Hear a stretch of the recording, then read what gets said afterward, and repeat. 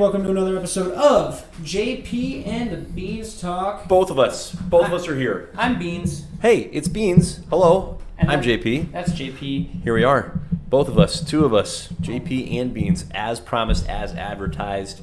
Truth in advertising, Riley. This is true. Mm-hmm. We are here. It's great. It's great. People got to be happy about that. Yes. Yeah. I'm happy. Yeah, we're putting, it was my eldest son's 6th birthday today. We bestowed upon him the gift of Legos. So for those of you just listening, not watching, you're missing out because you could be looking at the Hall of Armor. Classic. It's pretty sweet. Iron Man. It is fantastic. I was jealous. I'm legitimately jealous because I would have ate this shit up as a kid. Yeah, he... I mean, I'm still eating it up. So. My son made sure to tell me, he's like, this is my Lego set, Dad. You made that very clear on multiple occasions. I was like, who do you think bought this for you, bro? So like, you're not touching this. This is mine. Yeah, I'm not sure I'm going to be able to play with it. Well, I mean, I'll be able to, but just perhaps not as freely as I assumed. So. You have to ask permission. A little disappointed. Yeah. It was my idea to beef it up with these additional Avengers characters. That's smart. I will point out this is our stand-in Hulk. Smart. Still working on getting... that's a stand-in Hulk? Yeah, still working on getting... I don't know. No idea. We're still working on finding a set that has the actual Hulk minifigure. So size-wise, this is right. Everything else is wrong. The color, the proportions, but the size is good. So it's a little tricky finding a Hulk minifigure, believe it or not. Well, for less than $200. And it's this size? Yeah, they exist, but they don't come cheap. That's weird. That's a weird thing. You think he would be You think he'd be in more easy sets? To find. Yeah, Agreed. Absolutely. Agreed. So pretty disappointing that's not the case, but it's all good. What do you do? Someday. What do you do? It'll happen. Someday. We'll figure it out. We'll figure it out. No doubt. When She-Hulk comes out, I'm sure it'll have a few Lego sets. Mm-hmm. Or whatever he shows up in next. Yeah. I tell you what, you talk about eating this stuff up as a kid. I thoroughly enjoyed Legos when I was a youth. Thanks. thoroughly enjoyed Legos as a kid. Most of my Lego jams, as the youths run rampant. You love the youths. Youths. Cowboy and Legos. Cowboy and Indian Legos. I had Fort Legorado, huge Western Lego set. All right. Never heard of it. Very cool. Give it a Google and you'll be impressed. It was awesome. But my day was the day before Lego went, okay, we're not making enough money. We need to partner up with Star Wars, and that partnership is really what kind of snowballed into all the other ones. The licensing. And there's pros and cons to both. The Harry Potter sets are pretty cool. The Avengers sets, I think some of them are great. Some of them are just whatever. The Lego Batman sets are fantastic.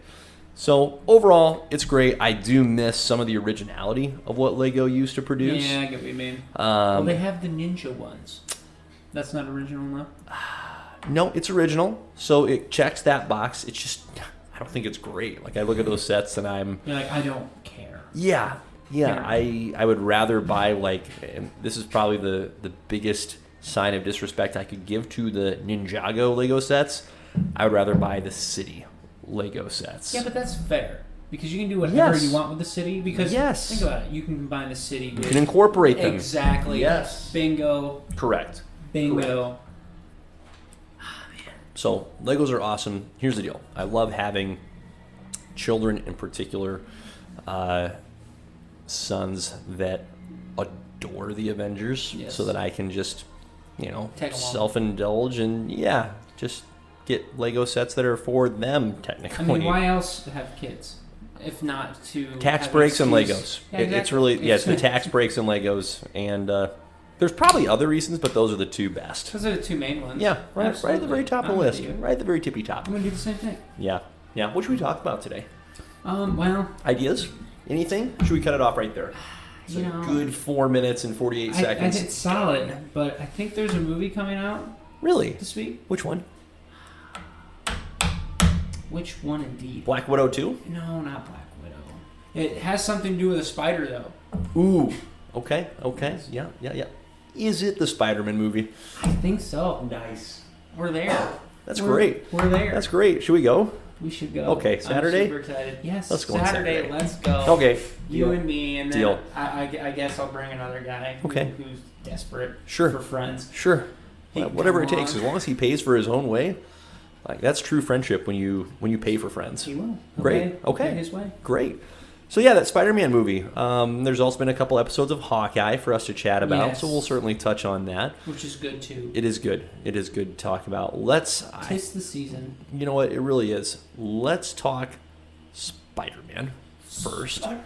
Because what I want to do, Riley, I really enjoyed with the Suicide Squad, where we went through character by character and said live or die. I'd like to do something similar here with Spider-Man. Okay, perfect. Because I think with this movie, it's as close as it could be to a Suicide Squad feel of all bets are off. Like, with the multiverse there, characters could die and then always come back, so the deaths could be cheapened. But I think anybody could die in this movie, short of Peter Parker himself. Yeah. That's where I'm at with it. So let's so you go. think a lot of people are gonna pass away? I think they could. So I don't think it's gonna be. Yeah, I don't think it's gonna be the body count that Suicide Squad was. But I think people are dying. I think, as we've talked about before, Spider-Man is that character that Marvel loves, whether it be in comics or films, to just kick in the nads and let him go through all kinds of the hurts. I think we're about to see some hurts. Needs to, anyways. Yeah, I would like a more edgy Peter Parker. Okay, well, I think you're gonna. There's an opportunity to get that after this movie, because that's the one thing I don't feel like Tom's had yet. His Spider-Man's had yet, where it was like, you think about all the other past Peters, like, and Tobey Maguire's Spider-Man. When we watch those movies and talk about that, it was he was always like in between making the right and wrong decision. Like, he deals with it all the time. He's like constantly conflicted. Oh my gosh! Great storytelling. He wants to murder people sometimes, and sometimes his rage gets the best of him. But we haven't seen that yet. Yeah, we've seen emotion with Mysterio, but like it's been a very pure, innocent. He really hasn't been like dragged through the mud yet. No, and I think this is his time. The worst thing that's happened to him was Tony Stark passing away. And and not to say that was insignificant, because it obviously was impactful.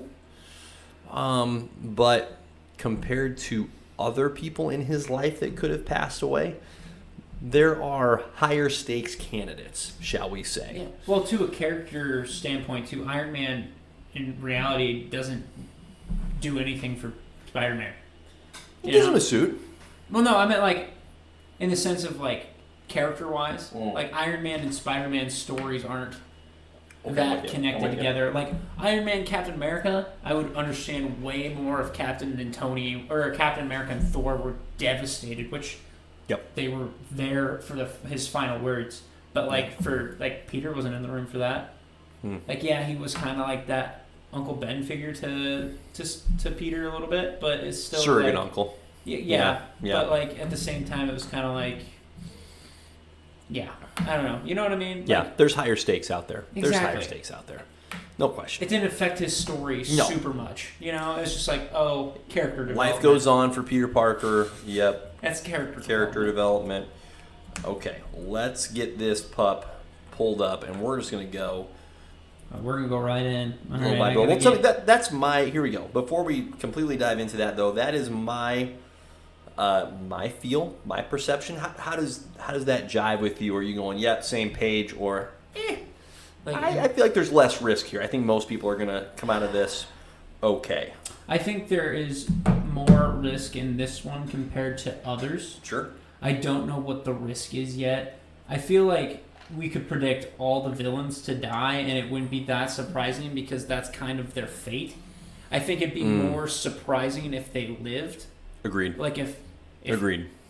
Alfred Molina somehow survived and then was part of the MCU, or if they use this as an opportunity to be like, okay, so these are different alternate universe, and then here's them in this universe, and they introduce them that way into the actual MCU's version of these characters. Yep. I mean, I think that would be the more surprising take.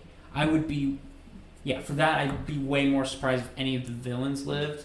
And, yeah, I think there is more at stake for Peter's cast, like his supporting cast. I think there's more risk. Okay. So I agree with that. Okay. To an extent. Love it. Yeah, love that. All right, so we're just going to go top to bottom as listed on IMDb.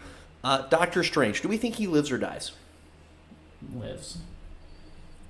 Kind of spoiled for us since he has a movie coming out after this. So that's a layup. But you know what? You got to make the makeables in this game. Yes. I'm interested. He lives. I'm interested to see, like, because obviously we're like, oh, he's like the mentor role and he's trying to make sure everything's stable. But I feel like there's a little something at the end of why they chose Doctor Strange out of all characters to do this with. Yep. Yeah, not a... what do I want to say?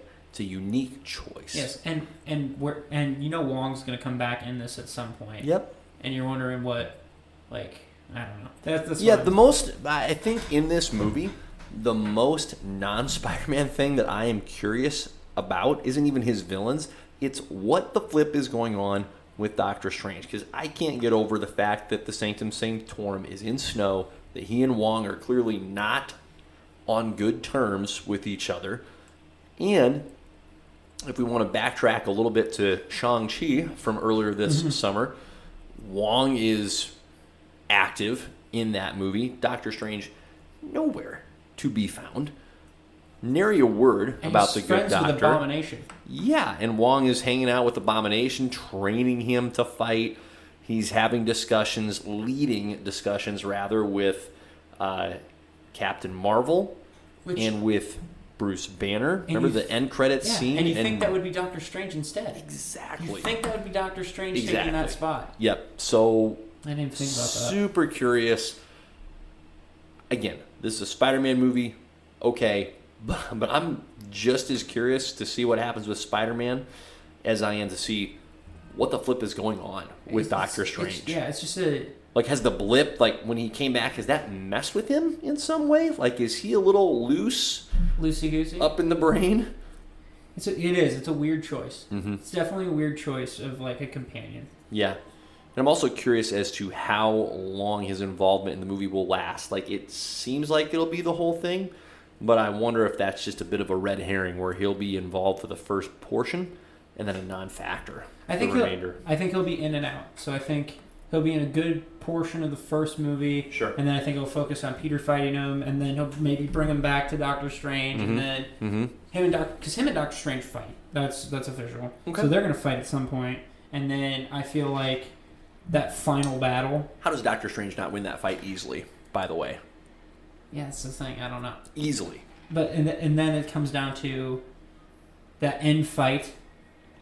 Because I feel like no matter what, he's going to be that supporting role because he's not going to be able to directly fight. Yeah, I don't think we've seen a second of the end fight in any of these trailers. I agree. Because I think Toby Andrew when they come in, I feel like Doctor Strange isn't going to be able to fight because he's closing portals or doing something crazy. So he's got some magic thing where otherwise occupado. Do you think we get a surprise appearance from Scarlet Witch in this? I don't think so. Ooh. I got really excited there. I thought maybe it's possible, and now you just crushed my dream. So thanks, Merry Christmas, Jordan. I mean, if she shows up, it would be an end credit scene. Okay. I don't think she's going to show up at the end of this movie. I think that'd be too crazy, and I think it would take focus off of Peter. I would be all for it. That's wild. It would be wild, but I think it'd take it off the focus off Peter. Okay. I think it'd be more impactful for her to just show up in the next Doctor Strange. Fair enough. And then have her, Loki, and Doctor Strange together because if Loki shows? Whoa. That one won't happen. No, that's less likely. Yes. I would love to see Wanda. I don't think it's going to happen. I agree. Don't think it's going to happen. Love to see it. Especially if they're bringing her in as like a villain-esque character. True. Doc Strange lives. Next, we got a couple of the ladies. MJ. You want to go first on this one? I think she's fine. I think she's too. Yeah, she's fine. Because I think, like... She's going to be okay. She's going to be okay, guys. Well, and besides, Tom and her are like a thing now, and he's not going to let her get out of the movie. Boy, wouldn't that be awkward? Yeah, and be like, bye-bye, honey. You're going to have to just watch me do this on my own now. Can I just say, like, if you're Zendaya, all right, let's just pull the focus back from the minutia of the film. Let's go broad with this. Listen, Zendaya is a remarkably talented and accomplished individual. Sure. What's she doing? With what? Like, what's she doing with Tom? What is this? Like, is he funny or something? Tom is a great guy. That's okay. What, you don't think he's okay. like... I mean, I don't think it's enough. I don't think it's enough. You think she's... I'm not trying. You think she's settling? That is what I'm kind of dancing around, and we're just going to get to the point. She's settling. Like, he's shorter than her. So? I think that's a factor. He's making all the short guys have hope. How short is he? Do we actually know how short he is? I'm sure you can click on him. Okay. And it would tell you. I'm going to guess 5'8". Let's see if we've got some... You know what's always crazy to me? You always think actors and actresses are going to be taller, and then you see them and you're like, you're the same size as me. Yep. Personal details, 5'8", nailed it. Well done. Oh, I'm good. You are good. So she's got to be like 5'10", 5'11". Sure. She's not that much taller. No, but it's noticeable. I'm just saying, like, Zendaya is a... Like, when I say talented, she's unreal. Oh, yeah. Unreal. Tom's really good at the acting thing. Zendaya acts and sings and crushes it. Like, is top-notch at both. She has so much more going on than Tom. Tom, listen, here's the deal, bud. Not that you need this advice from me. Don't mess this up. Lock it in. Yeah, you are... You're out-kicking your coverage by a long shot. Maybe Zendaya is taking pity on you. I don't know. But don't mess this up. Don't mess this up. I didn't realize you were such a Zendaya fan. I tell you what, she's impressive. I admire her work. She's really stinking good. First movie I saw her in was The Greatest Showman. Did you ever see that one? Really good. Really good. Good, clean family fun right there. It's a musical too, isn't it? 100% it is. With Zac Efron. Zac Efron is in it, and she is outstanding. And Wolverine. In that movie. And Wolverine. Wolverine, not as Wolverine. Wolverine, known as Hugh Jackman. Well, then why would I watch it? Good question. Can you imagine him just with his Wolverine claws singing? Yes, I imagine it all the time. And a cigar in his mouth? He's outstanding as well. So, point is, I've seen Zendaya in multiple flicks, heard her chortle, as it were, heard her sing. It's incredible. Tom, do yourself a favor. Don't let that one get away. Also, spoiler, he's going to let her get away at some point, or she's going to see the light of day and go, wait a minute, time out. And I don't know who to recommend for her because I'm not that weird. But, I don't know. It just doesn't make a whole lot of sense. Point is, MJ's fine. She's living. Yeah, all right. I can't see her dying She's in fine. this. No. Just like, No. even from like a character If you're perspective. Marvel, all right, same thing for Marvel as for Tom. You've got Zendaya. Don't let her go away. Don't kill her off. Why would you? I mean, the only way she would die is if they're planning on introducing like a Gwen Stacy. That's the only way, and I don't see it happening. I don't think the MCU will even cover Gwen. Unacceptable. I think Gwen will be done unless it's Spider-Gwen. I think it's the only way we get a Gwen is a live-action Spider-Gwen. So, yes, I love agree. that. Alive. All right.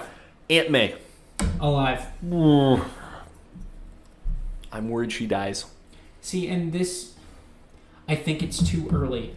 I think it's too early in Spider-Man's career for her to die. Because I don't think it would be as impactful because we get to see a good amount of their relationship in the first Spider-Man. True. But in the second Spider-Man, he's off dealing with Mysterio and he's overseas, so he's not dealing with Aunt May that much. Like, obviously, he's got the phone call and stuff here and there, but like... Yep. I don't think it's early enough. I think it could happen. I think it could happen. I think they could hear what you're saying. Agreed. There needs to be more Aunt May and Peter Parker time. I think this is the movie where we get that. And I think this is the movie where she dies. I think she dies, Riley. See, she dies. I mean, I hate that. I hate that. I don't want it. She's definitely, it would be devastating. See, but she's definitely going to be used as like a weapon against Peter. Like, I definitely agree with that. Like, it's one of those. She's going to be put in mortal peril. Yeah. Green Goblin will take MJ. Mm-hmm. Doc Ock will take Marissa Tomei. Alfred Molina's Doc Ock will be the one to capture her. That's just what happens in the comics, right? Like, it's always Doc Ock grabbing Aunt May. He always falls in love with Aunt May. Who wouldn't? This Aunt May. Sweetheart. Well, this Aunt that one. Yeah. Oh, yeah. Not the Crypt Keeper from the comics. I might be in love with this Aunt May. Yeah, definitely not the dusty old hag. I would say you would have chosen wisely. Good job. Well done. It. Well done. Yeah. Okay, so you say Aunt May lives. I say I think she dies. I don't want her to die. Early. I don't want her to die. Like she's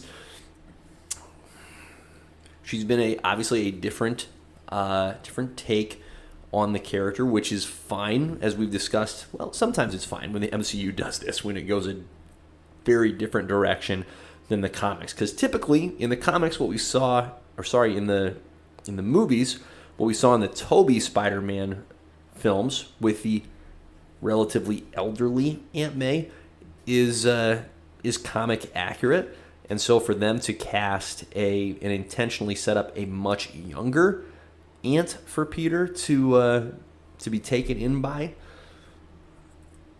it's different. Just different enough that I think they could kill her and have that be as the fans, our Uncle Ben. Like, we got to see Uncle Ben die in the first two trilogies. Now we're going to watch Aunt May die. I would be devastated. I don't know if Peter will clearly be, but I might be more devastated than Peter. I think Uncle Ben is explored in this movie with Peter. Okay. I think Toby and Andrew will be talking about it, and then I think that is the first time we will actually get to hear him talk. And I think for him to lose Aunt May, that would be almost too much. Okay. I think that would put him over the edge at that point, and I don't, because he already lost Iron Man, who was like that father figure, so he'd be losing his mother figure in the next movie. Just enough to go nuts. I honestly think that would put him over. Okay. I really do. So I think she lives. All right. Tom Holland as Peter Parker. Any chance he dies? Dead. Totally dead. Done. Dead. Gone. Lock it up. Buried. Gone. Okay, well, gonna be a short movie. You know how crazy that would be if we were right? That would be wild. Or like, we just come back the next time, just morbid. Just be like, guys, it's over. Yeah. No, he'll obviously. Officially, we've been told that there are 3 more Spider-Man movies that have been. And he's already confirmed for an MCU crossover. Yeah. So he'll be in some other movie too. Yeah. So, Tommy Guns is fine. He's not going anywhere. I wonder if it'll be Doctor Strange. Okay. I don't know. We'll see. We'll find out. All right. Happy Hogan. Dead. Yep. Dead. Yeah. So dead. Yeah, he's really dead, you guys. And I mean, I went over this last week on how I think he's going to die, but I do think Happy's dead. Yep. He no longer has any ties. He's no longer important. The only thing he could maybe come back for is Armor Wars, and I think at that point it should be more for Pepper and War Machine than it should be for Happy at that point. I think we see Happy deal with all of it in Far From Home and maybe the tail end of this movie. Happy gets some good morning time, and you don't really see the other two go through it. Yeah. And I think he's gone. Yeah, this just feels protecting Aunt May. Okay. This feels just obvious.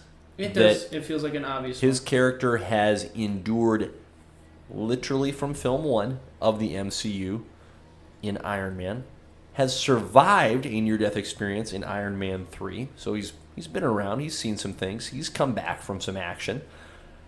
It just feels like he is a last bastion of the previous MCU regime, of that storytelling time.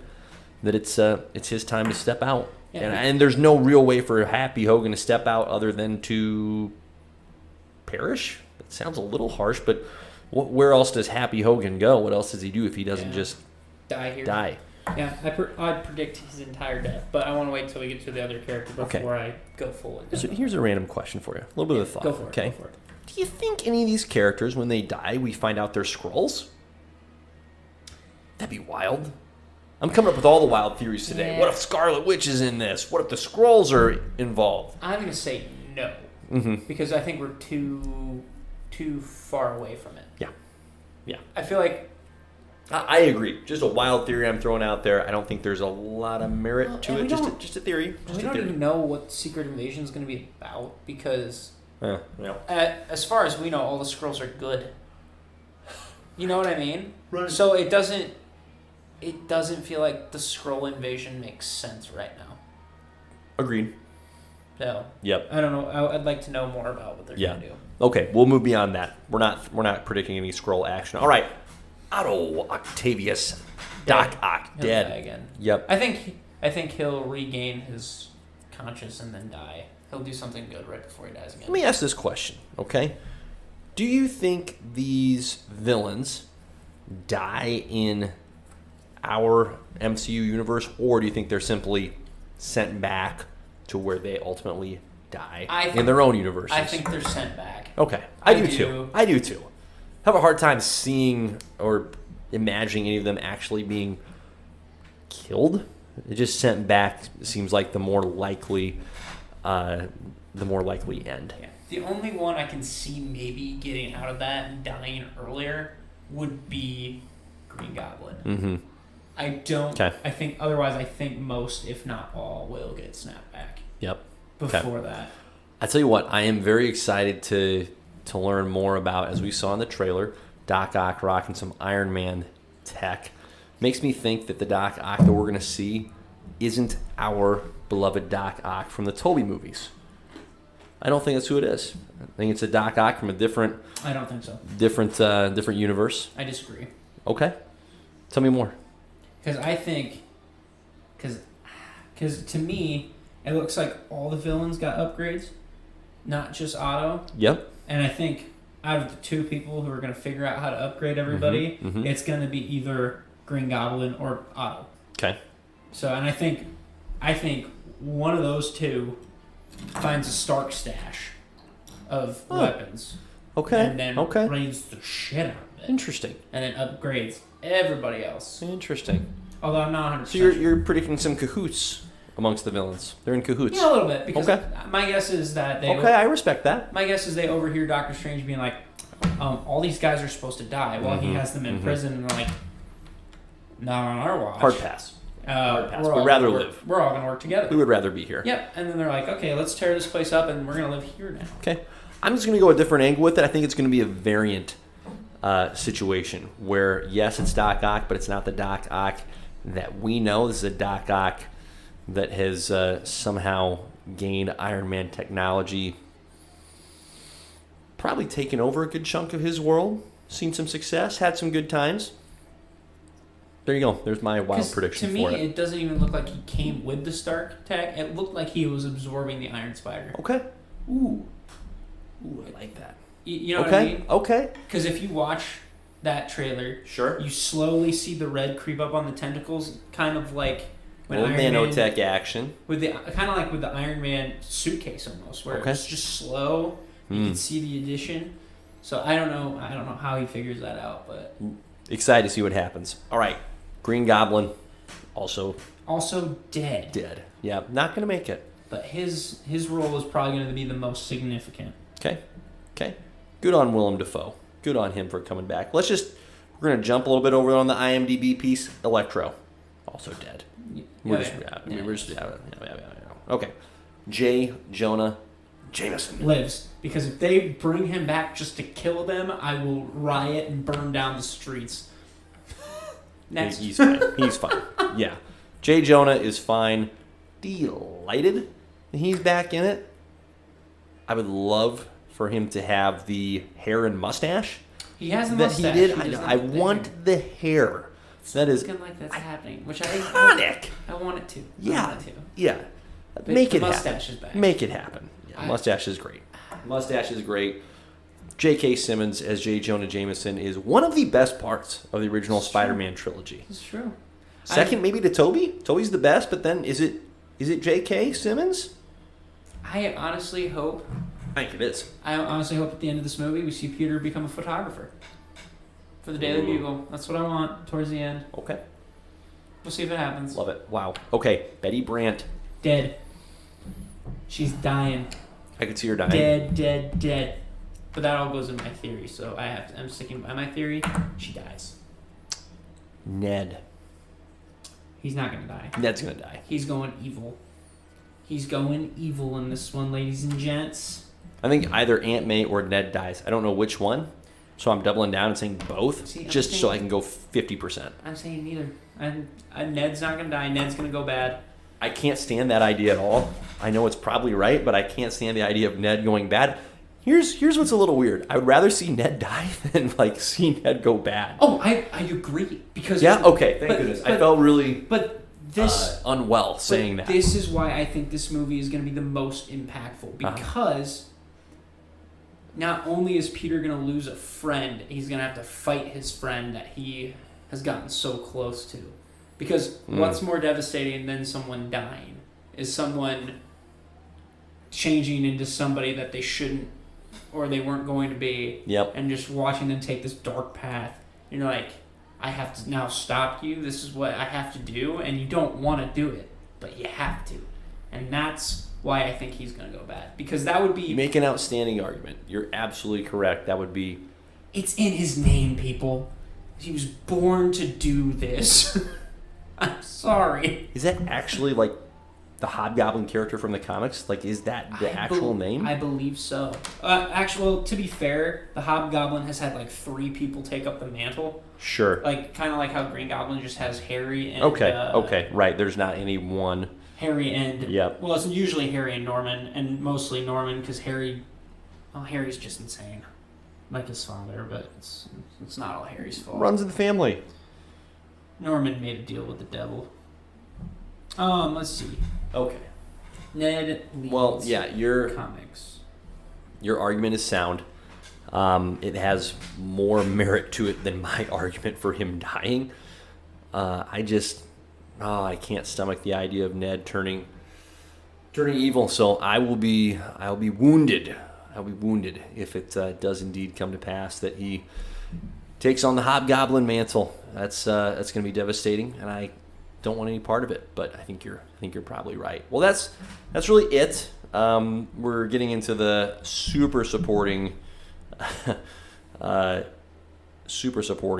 casting section of the IMDb list, so we won't go through the British news anchor, for example, whether or not he or she will live or die. Let's touch on this real quick. Obviously, officially, Andrew Garfield as Peter Parker and Tobey Maguire also as Peter Parker officially have not been announced as being a part of this movie. We believe they're in it. I'll die on that cross. Yeah, they're in it. Do they live or do they die? I think that would be a crime if they died in this movie. I think if they die here, it ends all possibilities of them being used somewhere else. Mm-hmm. I think if either one of them were to die, it would be Toby over Andrew. Okay. Because I feel like Sony might want their own Spider-Man that they can use anytime they want, and I feel like if they were going to do that, they would bring Andrew in over Toby. Gotcha. I don't think either one of them will die. I agree. I really don't. I think they'll live. I think they'll get sent back. I think it's a blown opportunity. Ooh. If they were to kill them off in this movie specifically. Yeah. Because I feel like you saved Toby's death for his own movie. If you were going to do an extra one. Yeah. Hint, hint, wink, wink. And then I feel like Andrew's going to get used more. I really do. Sure. Yeah, I think they're both safe. I think they're going to live. They're not dying. I'm just excited to see him. I'm looking forward to that part of the movie the most. I don't know, like, I don't have a strong idea as to where the movie, from a story perspective, will really conclude or resolve or not resolve. But I am most excited for the multiversal aspect of this movie in particular. Just to see Tobey donning the Spider-Man suit, that synergy from the early 2000s to 2021. That's part of what makes reading the actual physical comics great, is when you have outstanding tie-ins to the past in the present. And that is what this movie is going to try and pull off like no other movie before it. That's the appeal of this movie, right? Yeah. We don't know really what the main conflict is, other than, hey, Spider-Man and Doctor Strange are kind of messing around, and they think let in the multiverse. But at the same time, for those of us that watched Loki, no, it seems as though it's more of a Loki thing to bring the multiverse into the equation. So really, I don't have a whole lot of expectations for where the story is going to go or end. I just want to see all the Spider-Men together. That's going to be awesome. I will probably cry like a little baby when Tobey comes on. I'm going to be completely honest with you. That's okay. I'm going to cry because it's going to be beautiful. And especially if the first line he says is pizza time. If he comes in with a pizza and goes, pizza time, I'll cry. Great Spider-Man 2 reference. Still one of the best superhero movies ever. Or incredible. And then if he pins a villain down and goes, I'm going to throw some dirt in your eye, I would also cry, because that's hilarious. Just because that's is evil. Love it. Okay, so that's great. That's the cast list. There's our on the record who lives, who dies. Any last thoughts before we transition off the Spider-Man topic, yes, Riley? I want to ask you this question. Okay, because great. I just thought about it. Shoot. And I feel like this will affect the plot, depending on when it's introduced. So obviously we see Peter and Doctor Strange. Okay. And they're trying to erase the memory, and then all hell breaks loose. Yep. My question to you: when do you think that spell activates, where everybody forgets? Do you think that happens right then and there, and then everyone forgets? Or is this something that happens at the end of the movie? Because if it happens before, he puts all these other people in danger, and then they don't know why they're in danger. Sure. And I think that just plays an interesting role into it. But what do you think? I think just based off of how much of the trailers have revolved around that scene, I would be really surprised if it is shown later in the movie. That'd be an odd move to have all of us that have seen the trailer sitting in the theater just for an hour and a half waiting for that scene to show up. So I would say early is most likely. I can see that being one of the last scenes where he's like, all right, I fixed this for you. We got everybody put away. Yep. Sorry, I messed up. I think you got it. Yeah, no, I think you got a point. I agree. More from a marketing perspective than anything else, I think it's going to be early. It has to happen early for my whole theory to work. It has to. Yeah. It has to. And if you want to hear my theory, you go to the last episode. That's right. I don't want to go full into it. Well, we're we're recording this on a Tuesday per usual, so we're just a few days shy of the December 17th. That's actually December 16th debut of the movie. Oh. So, something to look forward to. Also, one more thing. Hit me. Because this was rumored. Okay. Do you think Matt Murdock's going to show up? Because we haven't heard... Because Scarlet Witch and the Skrulls were very far out, but there was actual rumors. More far out than a Matt Murdock. There's actually rumors Matt Murdock's going to show up, because there's also rumors Matt Murdock will show up in the She-Hulk show. Okay. You know what? I don't have a strong feeling that he will in this movie. That would feel like I want Matt Murdock to show up, and I want it to be Charlie Cox. Mm-hmm. I don't. If it's in this movie, that's fine. But I'm not hoping for that. I don't think in this movie. I am hoping for it to show for Matt Murdock to be revealed in, as you just referenced, a Disney Plus show, whether that's She-Hulk, whether we get really surprised and get a drop here in Hawkeye. I'd shit my pants. Continue. Right. So part of me thinks, man, wouldn't that be one too many things for this movie? But no, the movie just doesn't need to really bother with any discussion on who Matt Murdock is. They can just show the guy briefly and without detracting from the rest of the movie. Right. I don't think we'd see him as Daredevil in this. I feel like if he comes in, it would just be like, hey, I'm Matt. I'm your lawyer. Somebody paid me to be your lawyer, and then we don't know who that is, and it turns out to be somebody crazy. Yeah. So, no, I don't think we get him in this movie. I would be okay with it if we did. I'm just encouraged by Kevin Feige saying, hey, Matt Murdock, he's going to be in the MCU, and it's going to be Charlie Cox. And just a matter of when. I agree. And then one final thing, too, because we've discussed it before, and we already know my thoughts on it. Do you think we're going to get another villain that hasn't been revealed yet? Yeah. Whether it be a Doctor Strange villain or a Spidey villain? Like, we definitely are. You think there's one more? Definitely. What we've seen is not everybody. Yeah. So who do you think it is? Because we all know I think it's going to be Goblin. Or somebody, or the Vulture. But are you thinking like Mysterio? Or are you thinking somebody we haven't even seen yet, they haven't referenced, and they're like, oh, shit, they're bringing this guy in? I think the Vulture will be in the movie. Be a little weird to keep him on the shelf for so long when his story is clearly not concluded, especially as it pertains to Spider-Man. I think he'll be in it.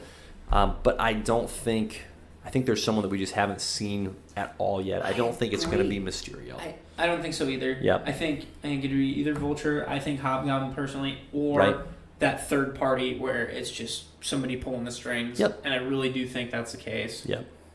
And I don't think it'll be a Doctor Strange villain, but because I was just kind of, Kingpin? That'd be cool. Mm-hmm. Because it would show his power. Mm-hmm. But I don't know. Because I don't know. Yeah. I really don't. Yeah. And that's okay. Love the mystery of that. Looking forward to that. Lots to look forward to with this movie. I think it's going to be hard for it to meet all expectations. Oh, it won't. Somebody's going to be disappointed about something. Yeah. But I do think that it's going to be a good movie, and I think with time, after having seen it, it's going to be a little bit easier to enjoy once all of us have been able to get beyond whatever our expectations were. Once we can get to that place where we can enjoy it for what it is, I think it's going to be a really solid movie. I don't know how on earth it can meet everyone's expectations because the expectations are so varied. They're so diverse. It just has an impossible been this task. High for a Spider-Man movie. No. Let alone even maybe a Marvel movie where everybody's like, this is going to be the must-see movie. I'm old enough to remember that Spider-Man 3 was a really big deal because Spider-Man 2 was incredible. And also because they probably were like, hey, Venom's in here. Right, and that was before you had, that was the very early years of what I would call the golden age of superhero movies. There just wasn't a lot of competition at the time. Sure. There weren't a lot of other options out there. So Spider-Man had this virtual monopoly on superhero fandom. Like Spider-Man was it. There weren't other superheroes out there making great movies to be seen. And so Spider-Man 3 had all the hype that was possible at the time. Unfortunately, it underwhelmed. But still devastated. As you should be. Looking forward to seeing this one. I don't think it'll underwhelm. I think if anything, it's probably going to try and do a little too much. And we still have Tom Hardy, too. I didn't even bring that up. Yeah. Who knows what he's going to do, if he's even going to show up. Just wild stuff. So very much looking forward to it, Riles. Love your questions. Good stuff. All right. I think I covered everything. Love it. That's a lot of good Spider-Man talk. Don't be a doofus and spoil it, folks. Yeah, don't be a dick. Yeah, just don't. Don't be a Richard. Don't do that. Don't be a Richard. Don't be a Richard. Don't be a Richard. Let's talk some Hawkeye. I mean, we're in the Christmas season. It's December 14th as we record. Hawkeye is cleverly being portrayed as during the Christmas holidays to just really allow that connection from the viewers in the show itself. We are now 2/3 of the way through this show. There are a mere 2 episodes remaining. Which is wild. Since we last recorded, agreed, we've seen episodes 3 and 4, a whirlwind indeed, 3 and 4, and we're left hanging out waiting for 5 and 6 to roll out shortly before Christmas. And to be honest, I'm not sure if we're in that much of a different place. Now that we've seen 2 more episodes, it seems like we're still where we were. Doesn't feel like a whole lot has happened, Riles. No. Like a lot of activity without a lot of productivity, shall we say. I think 5 and 6 will really go into it. Boy, I hope so. I think if anything, it just confirmed our suspicions that Kingpin is definitely the big bad of this. Agreed. Because Agreed. Echo keeps talking about somebody else being in charge, and Yep. they're implying that it's Jack Durkheim. But he's definitely answering to somebody else. Yep. And I feel like it's not like implied yet, but I mean, the Echo girl has already said something about having an uncle, and in the comics, her uncle, Wilson Fisk. But that's besides the point. The Swordsmaster or the Swordsman is not a big enough villain to be his own villain, so I think Kingpin's almost all but confirmed. Yeah, and this will be sweet. This show needs to hurry up and get a real villain revealed, because we have spent now 4 episodes dancing around a bunch of auxiliary villains without getting to the meat and potatoes of this holiday meal. Well, yeah, we need to eat. We need to feast on a genuine bad dudette, whoever. But we've got a lot of characters without a lot of direction for them to go, and it's bumming me out a little bit. It feels that way, doesn't it? Because they've basically given us all the toys, and they haven't given us the playset. Ooh.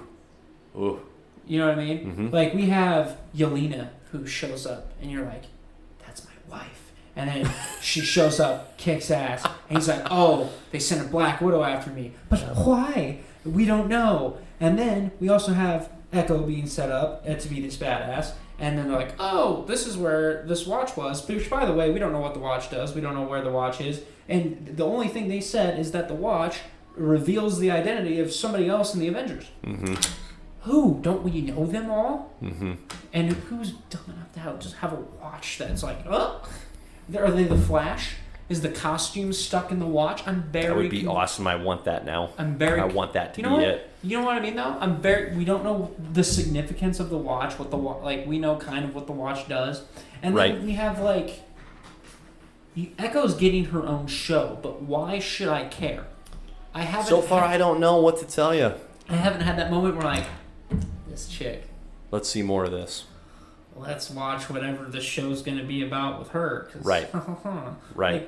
And then, obviously, I don't know how comic accurate it is, but it looks like Kate Bishop's mom is just going to be as big of a villain as her stepdad. If not bigger, I think. Exactly. If not, I think bigger. Yeah, I think Jack is actually. His presence is more to deceive us, the audience. Yes. Well, because through Kate, Kate is anything. not suspicious of her mother at all. She is deeply suspicious of Jack. And so we are being misdirected, where I think more and more as the signs add up to suggest that it's actually Kate's mom that's the problem here. And either way, both of them are still under Wilson Fisk. Correct. Correct. I'm not saying. Nice toss. Really make your point there. But I think that's where, you already know that Kate's dad was into some shady shit. That was I think he shows back up. I don't think he's dead. I agree. He's not Either dead. that or they find out that he didn't die originally, and then Fisk ended up killing him with the help of Kate's mom. Sure. Okay. because Kate's mom in the beginning of the series was getting played off as like a nice lady, and then I think because she's the only one who gets out of that house. Yep. You're convenient. So either he got away and did his own thing, or she killed him. Yep. And blamed it on falling rubble. You know what I mean? Yeah. I think Kate's dad shows back up. I think he's still very much alive and well. Conflict is what drives stories. It's what makes what we've been seeing in this show, makes it different from just the activities to something that has purpose. And that is what this show has lacked. And I'm so bummed. I'm not hopeless for this show. There's 2 episodes for it to pull it together and validate what we've seen so far. But there has been such a lack of a central conflict. There's been these little skirmishes here, little skirmishes there, but we don't know what the real battle is about to make these skirmishes matter. Like, why do I care? The scene where Clint and Kate escape from the sweatsuit mafia. Great scene. A lot of fun to see them flex and do their thing. That was really cool, really clever. Clint pulling out the Pym arrow, hilarious, super clever. That was cool. So enjoyed it a lot. And that's probably the best part of the show so far. Everything else has been so minor leagues. What we're just lacking here. And what's disappointing me so much is I wanted this street level action, but we need some street level bad dudes to show up to give our heroes somebody to go up against that's worth a crud. Because otherwise they're just dinking around with these trick arrows for what purpose here? Yeah. Two things to add on to that. One, we should have gotten trick arrows a long time ago. Wow. Just going to throw that out there. We should have gotten way more trick arrows. They should have been highlighted. Like they were there where you had like specialty arrows, but I wouldn't call them trick arrows. Yeah. But until like now. A boxing glove. Yep. That's always the best. But anyways, and then secondly, it's just I think on your point, it's like, why do I care about this series? Why? I don't know. Because right now it's like a buddy cop movie that's just not hitting the mark. It's not a very good buddy dynamic, is it? Can we talk about that? Oh, you don't like the dynamic? I don't. Really? I don't. It's not doing it for me. I would love you think for it's forced?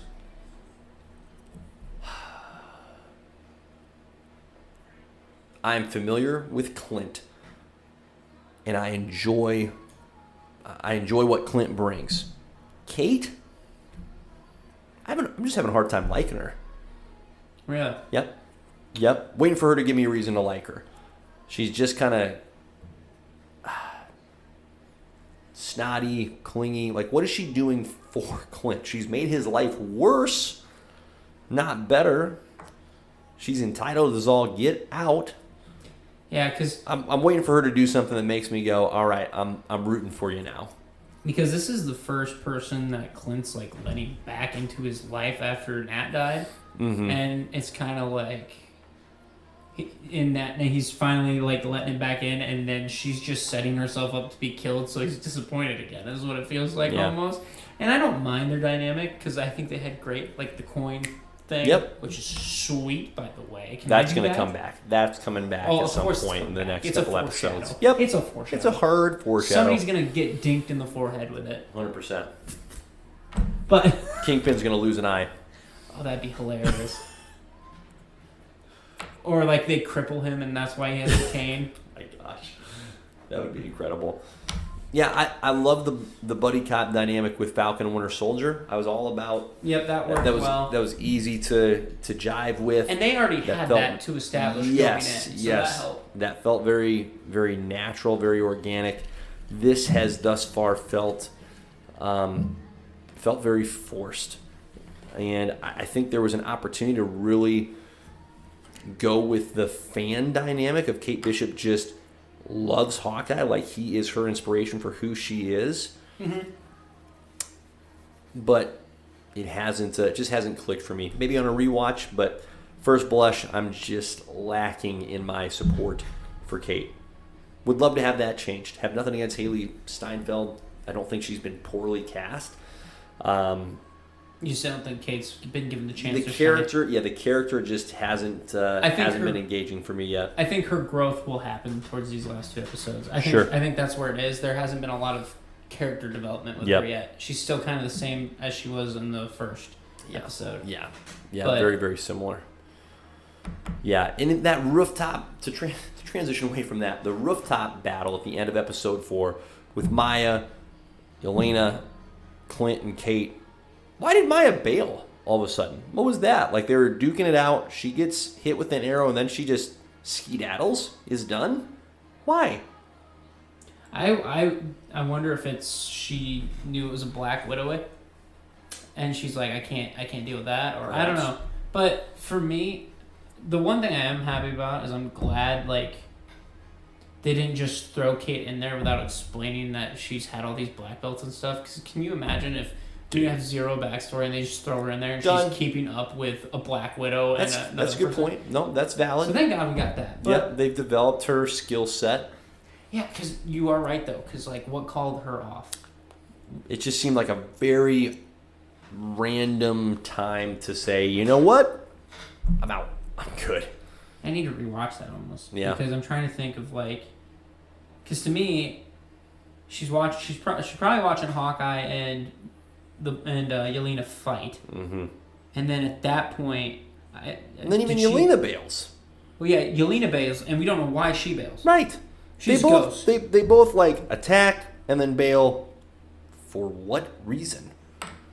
Yeah, because they hadn't lost the upper hand. It was still a pretty squared, duel. So what are we just piecing out for? My guess is the reason why Yelena left is because she didn't want Kate to watch her kill Hawkeye.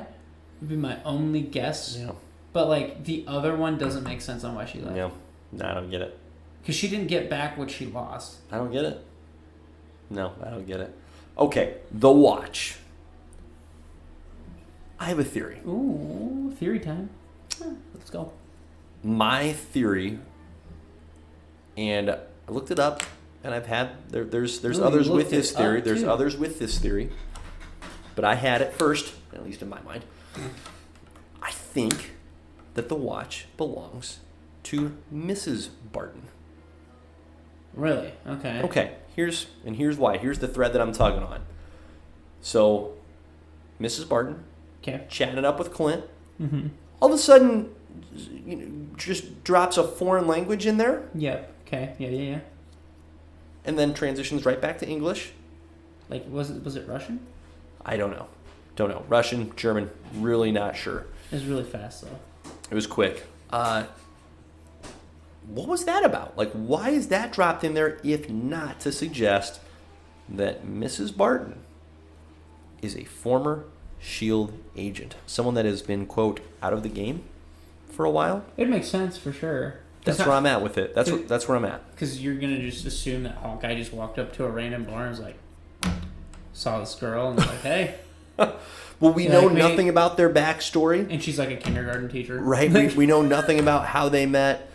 They were introduced in Age of Ultron with 2 kids, the third on the way, no additional backstory given. So there is plenty of room for this series to flesh that out.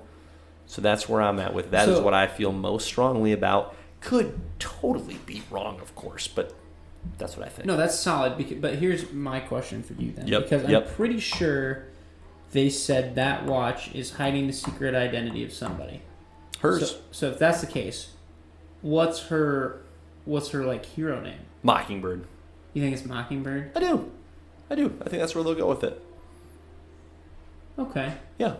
She's a fantastic actress. So, I mean, she was Velma in Scooby-Doo, so automatic win. But it's great. That's great. But I'm just thinking, because that was my thought. I'm who would she be then? Because we haven't, because obviously then she was on missions with the Avengers. Correct. Well, not necessarily with the Avengers, but just on missions with S.H.I.E.L.D. I think that's the connection. She's a S.H.I.E.L.D. agent. Clint, obviously a S.H.I.E.L.D. agent. That's how they make their initial connection. They were on missions together. maybe how wild would it be to find out that they were on the mission that saved Natasha's life? See, and I'm probably going a step too far. Like I say that out loud, and I go, I want to bring that back because it's not I don't crazy. think that's realistic. I don't think that's possible. I don't think it's crazy. But the thing is, in Black Widow, they talk about her and Clint hiding out in that vent together, just the two of them for like a week. Ooh, good pull on your part. So it's just those two. Okay. I want to look at this watch. I want to see if I can find a better. Great recollection on your part. You are correct.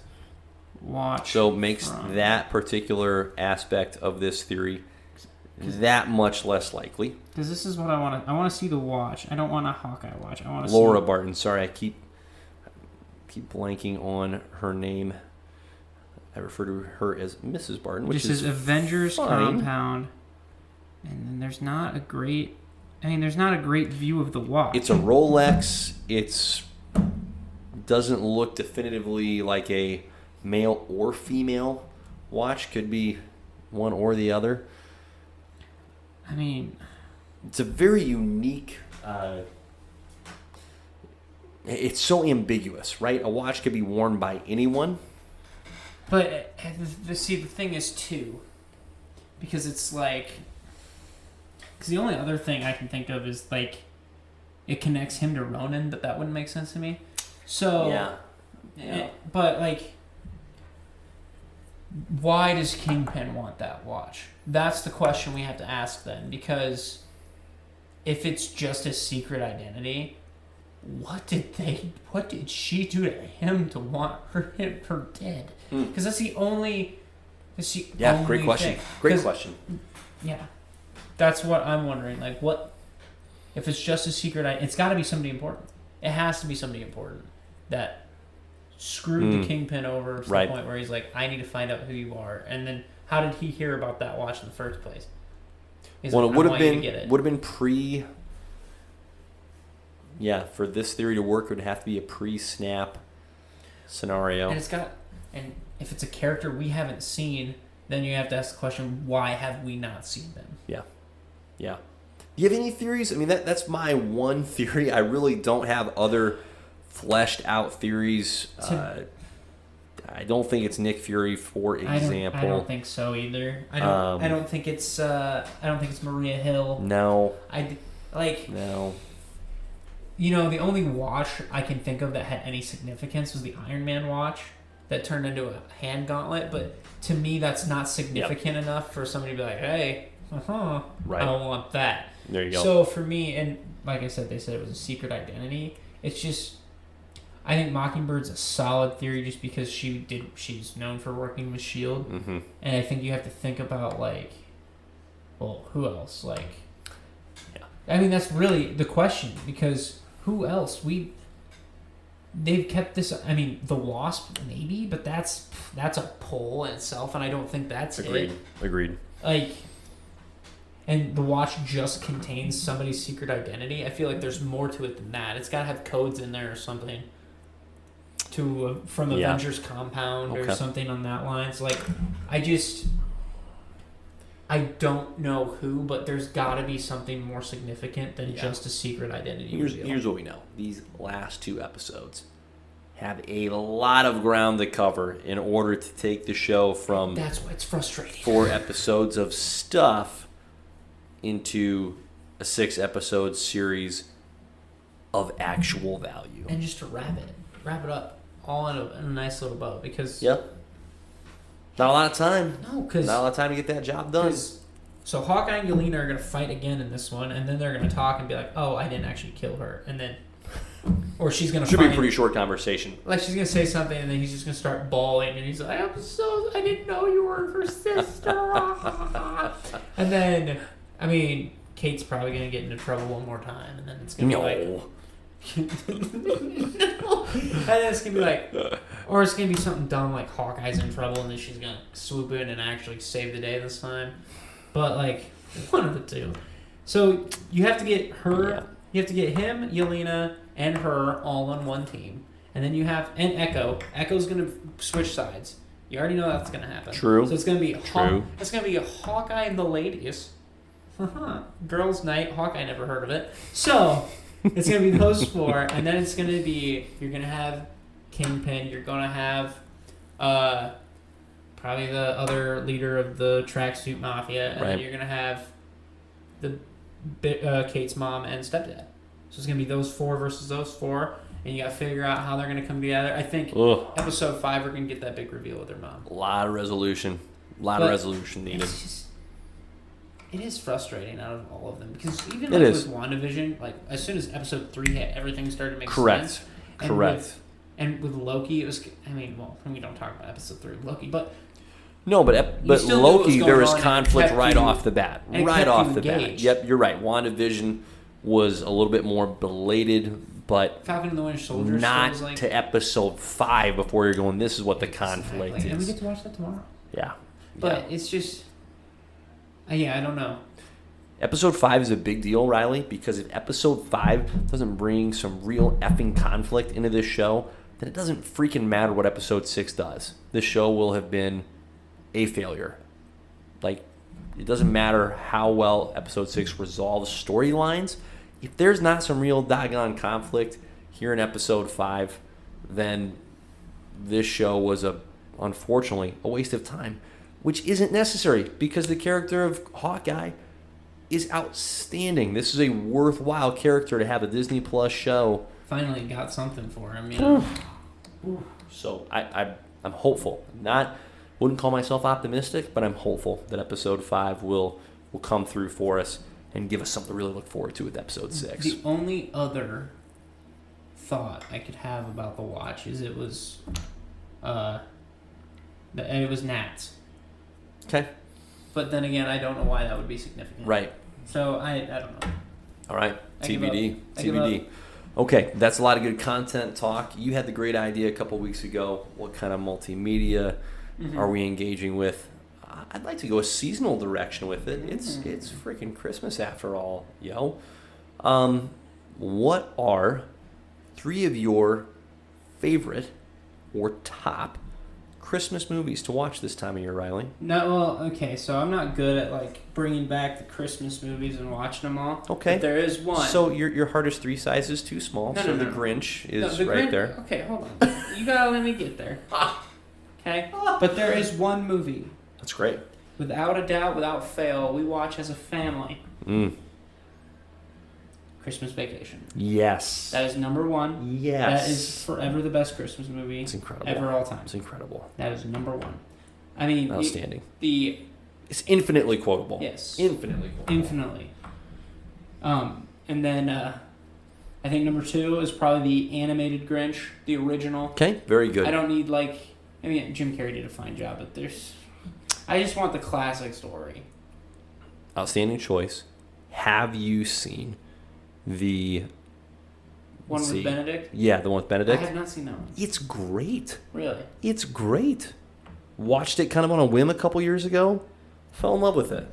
Okay.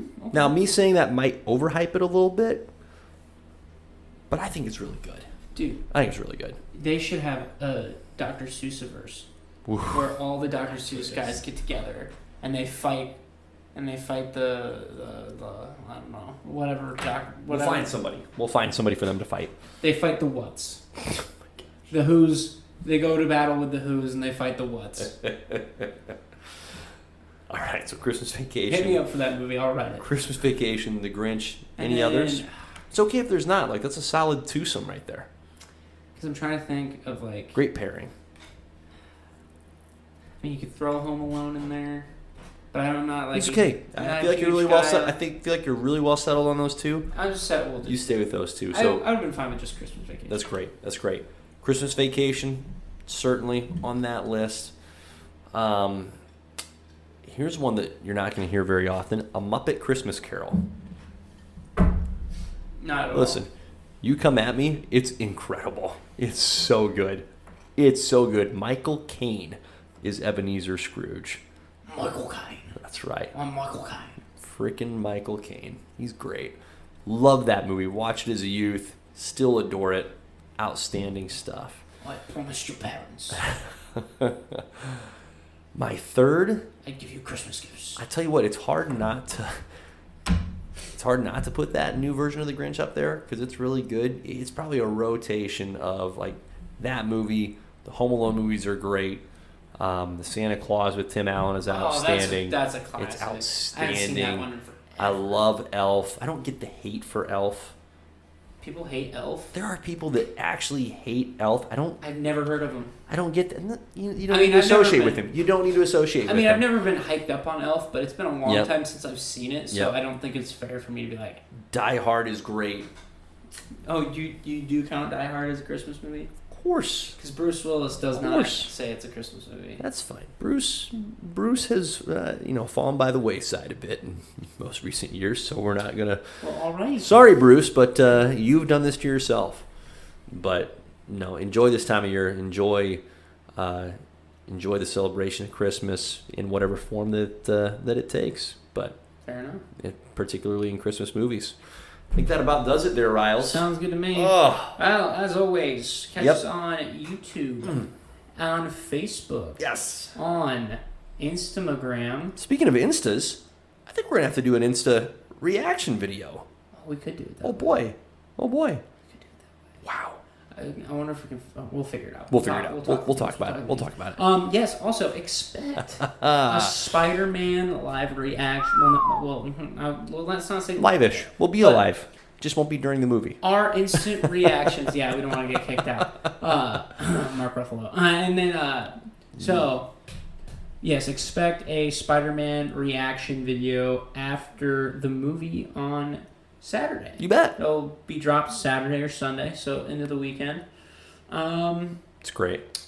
Yeah, after that, I think that's about does it. So, thank you for listening, and Godspeed. Take care.